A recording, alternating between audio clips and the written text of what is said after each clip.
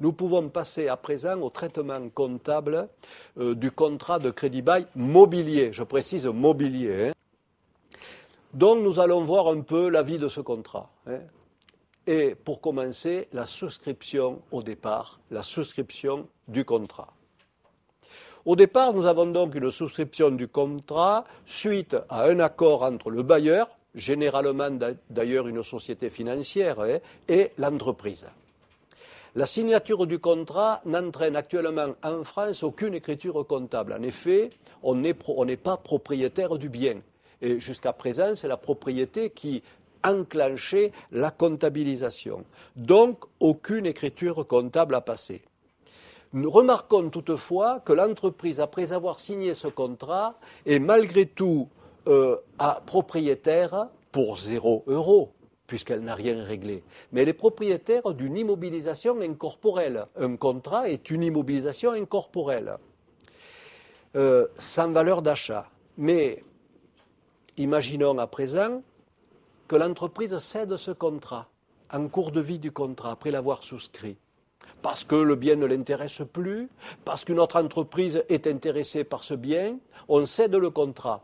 Eh bien, puisque nous sommes en présence d'une immobilisation incorporelle, que nous avons acheté 0 €, puisque la signature du contrat ne coûte rien, cela veut dire que nous allons vendre ce contrat, puisque entre-temps nous avons payé des redevances, et n'oubliez pas, nous avons payé une partie du prix du bien.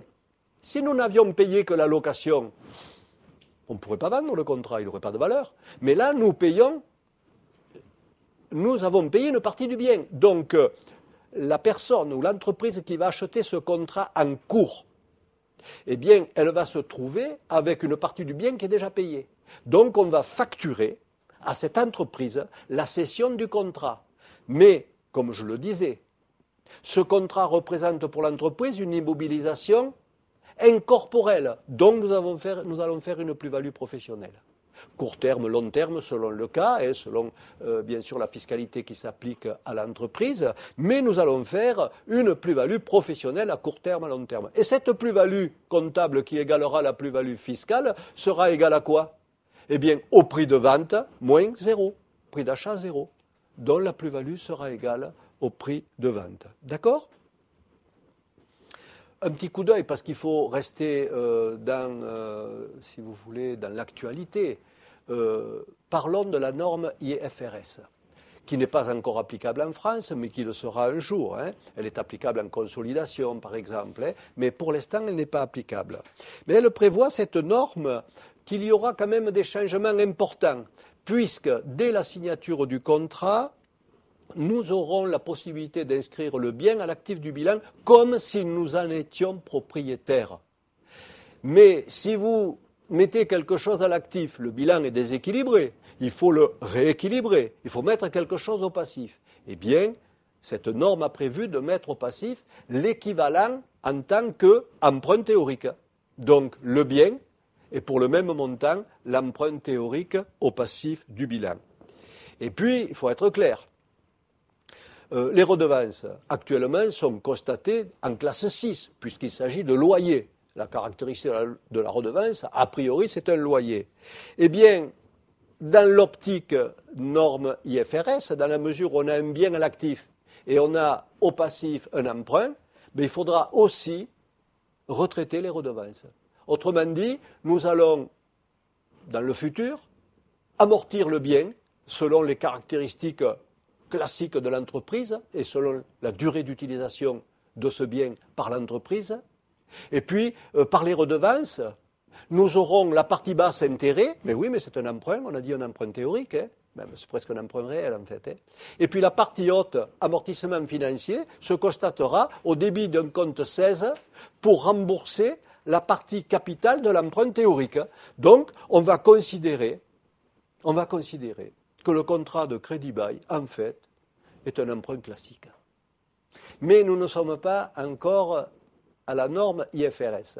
Et j'ai l'occasion de vous dire pourquoi les choses sont compliquées aujourd'hui.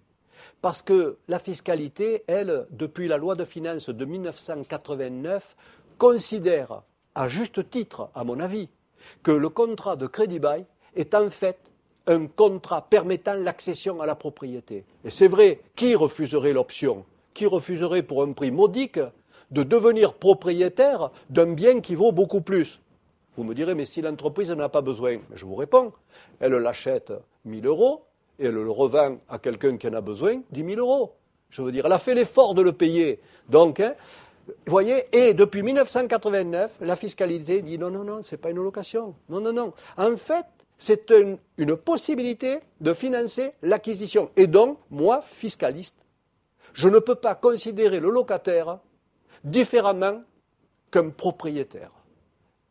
Et bien sûr, il y a des différences. Mais malgré tout, sur l'essentiel des divergences entre comptabilité et fiscalité, nous verrons que la fiscalité méconnaît complètement ce contrat de crédit-bail et voit à travers lui, et vous verrez, en crédit-bail immobilier, c'est pire, hein, et voit à travers lui, justement, un contrat classique, un bien réel, pas un contrat, un bien réel, avec un emprunt. Donc ça va nous compliquer la tâche. Et alors c'est vrai que quand on parle de comptabilité approfondie, on dit c'est la comptabilité. Oui, mais il y a des fois, et c'est le cas ici, que la fiscalité ne peut pas être dissociée de la comptabilité. Et c'est pour ça que je m'attache à vous traiter la comptabilité, car on ne peut pas la séparer de la... j'essaie de traiter chaque fois la fiscalité, surtout ici, car je ne peux pas la traiter la comptabilité sans elle, hein, sans cette fiscalité, bien sûr. Hein. Bien, mais pour l'instant, revenons à aujourd'hui. Le référentiel français qui doit être appliqué et la réglementation en vigueur figure au plan comptable général et prévoit que, quelle que soit la qualification du contrat de location, prévoit que le bien reste la propriété du bailleur, ne doit pas être comptabilisé à l'actif de l'entreprise locataire. Hein. Il est bon de connaître malgré tout l'actualité. Alors, continuons dans ce traitement comptable, les informations à mentionner dans l'annexe. Par contre, le bien ne figure pas au bilan, on l'a vu, mais par contre, il va falloir informer les tiers sur les engagements pris en matière de crédit-bail par l'entreprise. Et à ce titre, les sociétés commerciales ont l'obligation de mentionner dans l'annexe aux comptes annuels pas mal un certain nombre de renseignements pour bien éclairer le lecteur des comptes sur les engagements qu'a l'entreprise. Et tout va être orienté vers une comparaison déjà entre voilà mes engagements en matière de ce contrat, en application de ce contrat, mais voilà ce qu'auraient été mes engagements ou la situation si j'avais acquis ce bien au moyen d'un contrat classique et si je l'avais amorti. D'accord ? Donc, soyons plus clairs, plus précis, que va-t-il falloir indiquer dans l'annexe des comptes annuels? Eh bien, le poids financier futur de l'engagement. D'accord ? Les redevances notamment qui restent à payer, plus la levée d'options, parce qu'elle est très probable. Et de comparer avec le poids financier qui aurait résulté de l'achat direct du bien par l'entreprise. Alors, les informations à mentionner dans l'annexe. D'abord, la valeur du bien à la signature du contrat, dont le bien à neuf. Ensuite, le montant des redevances payées sur l'exercice. Et le montant cumulé des redevances versées pour les exercices antérieurs à l'exercice 1, on va dire. Mais aussi, il va falloir indiquer la dotation aux amortissements de l'exercice que l'on aurait pratiqué si l'on avait acquis ce bien, au lieu de le louer au départ, si l'on avait acquis. Et de même, quel aurait été le cumul des amortissements pratiqués sur les exercices antérieurs. Donc, vous voyez, on compare, je suis locataire, voilà ce que je paie cette année et les années précédentes. Si j'avais été propriétaire, voilà l'amortissement que j'aurais fait à côté. Et puis, pour le futur, il va falloir dire ce qui reste à payer avec la distinction classique pour les crédits, si vous voulez, c'est-à-dire à 1 an au plus, à plus d'1 an et 5 ans au plus, deuxième montant à préciser, et à plus de 5 ans. D'accord ? Donc toujours la répartition 1 an au plus d'1 an, 5 ans au plus de 5 ans. Et on indiquera enfin le montant de l'option de rachat. Alors qu'on appelle levée d'option, montant du rachat, etc., c'est l'option, hein, c'est la dernière somme à verser pour devenir propriétaire. Alors, revenons maintenant, nous venons de parler de cette annexe aux comptes annuels, revenons maintenant à la comptabilisation en cours de contrat. Donc au départ, à la souscription du contrat, on n'a vu pas de comptabilisation, on devient propriétaire d'une IMO incorporelle, bien sûr, valeur zéro. Et ensuite, en cours de contrat, nous avons les loyers qui tombent régulièrement, ce qu'on appelle les redevances. Elles sont enregistrées pour le contrat de crédit-bail immobilier au compte 612.2, redevances de crédit-bail mobilier. Il peut y avoir, au départ, un dépôt de garantie. C'est-à-dire que ce n'est pas obligatoire, ce n'est pas dans tous les cas, mais l'organisme financier peut réclamer un dépôt de garantie. Bon, il sera enregistré au compte classique 275, dépôts et cautionnements versés. D'accord ? Puis, au niveau, généralement, en fin de contrat, soit l'organisme le rembourse, soit l'organisme le met en déduction des derniers encaissements à recueillir. D'accord ? Donc la redevance, son écriture est très classique. On va débiter la classe 6 parce que c'est au départ considéré comme un loyer. Même si on paie une partie du prix, c'est considéré comme un loyer. Donc débit du 612,2, débit du 44,56,6, état TVA à récupérer, si vous voulez, ou déductible sur autres biens et services, encore que certains organismes financiers sont dispensés de TVA. Donc le problème de la TVA, là, c'est possible ou pas de le rencontrer. Donc pour moi, il faut bien se souvenir 612,2 à 512, principalement, avec TVA ou pas. Par exemple, les SICOMI ne sont pas soumises à TVA. On parlera des SICOMI sur le contrat de crédit-bail immobilier. Bien, donc pas de difficulté. En début de contrat, souscription, pas d'écriture. En cours de contrat, 612,2. Redevance de crédit immobilier, c'est tout. Et s'il y a un dépôt de garantie, 275 à 512. On est d'accord ? Bien. Regardons quand même un petit peu l'aspect fiscal. Au niveau de la fiscalité, pendant la durée du contrat, les redevances sont déductibles. Donc, on considère que c'est vraiment un loyer. Et vous verrez que quand nous ferons le contrat de crédit-bail immobilier, vous verrez que la fiscalité est beaucoup plus sévère avec l'immobilier qu'avec le mobilier. Effectivement, mobilier, valeur de moindre importance, moins de risque de, entre guillemets, désavantager, pour ne pas dire un autre mot, l'administration fiscale, dont elle regarde moins de près ce type de contrat, d'accord ?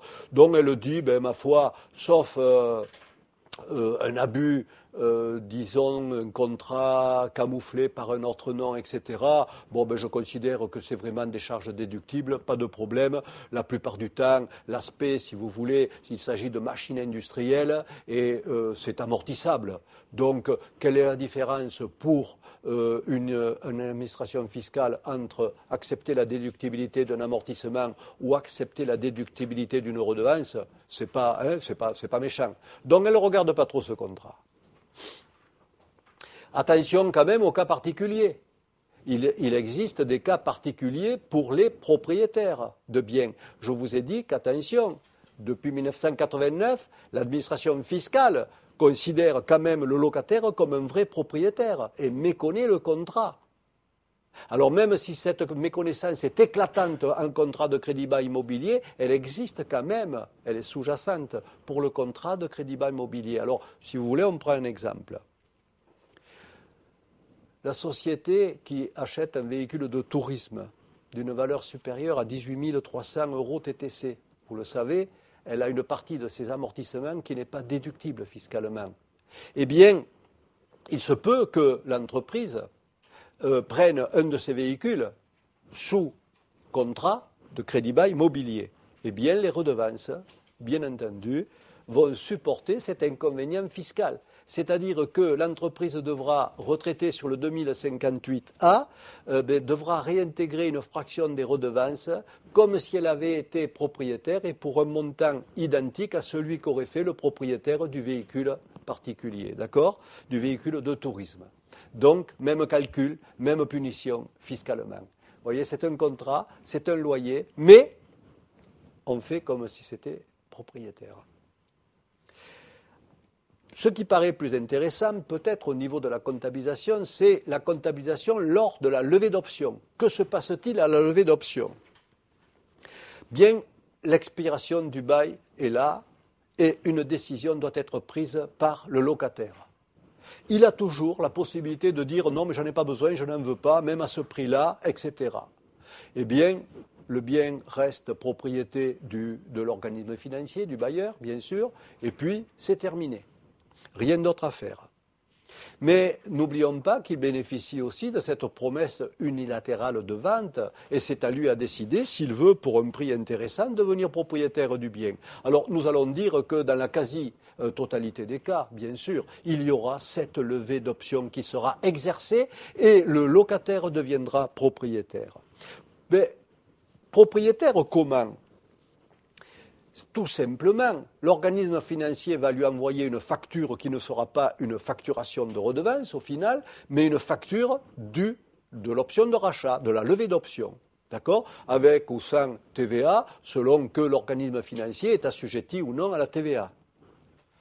Et à ce moment-là, devenant propriétaire, quel est le principe qui s'applique en France ? Le principe qui s'applique en France, vous le savez, pour l'instant, c'est le coût historique. Or, nous avons une facture pour un prix qui sera très modique. Dans ma carrière, j'ai vu des levées d'options de véhicules pour 100 euros. 100 euros. Alors, un véhicule qui a 5 ans, 100 euros. Hein, d'accord ? Mais on est obligé de l'enregistrer pour le coût historique. Donc, l'écriture classique sera comment ? On va dire, par exemple, 215 matériels, 44,56, 6. Alors là, éventuellement, bien sûr, TVA, mais alors TVA sur IMO, puisqu'on achète le bien maintenant. Et ce n'est plus une redevance, on est d'accord. Donc TVA déductible sur IMO à 512. Et puis le moment est venu, dans certains cas, quand on l'a payé au départ, de récupérer, quoi donc ? Le dépôt de garantie. Et donc ici, nous débiterons le 512 par le crédit du 275, ou bien nous aurons une écriture unique, parce que souvent c'est prélevé au dernier moment, et l'écriture unique serait, si vous voulez, 215, 44, 56, 6 à 275, et éventuellement le complément 512 à payer. Hein. Mais qu'on passe en deux écritures ou en une, nous serons quand même corrects au niveau de la comptabilisation. Alors, nous sommes propriétaires d'un bien. Si ce bien est amortissable, même s'il n'a qu'une valeur très faible, inférieure à sa valeur réelle, il faut établir quoi ? Un plan d'amortissement. Et sur quelle durée ? Sur la durée normale d'utilisation que l'entreprise pense avoir à ce moment-là. C'est-à-dire que l'entreprise, quel que soit le montant, apprécie la durée d'utilisation de ce bien dans son état d'occasion, et puis va bâtir un tableau d'amortissement sur cette durée-là. Vous me direz, oui, mais compte tenu de la valeur, est-ce qu'on ne pourrait pas, avec la limite des 500 euros, etc., passer ça en charge ?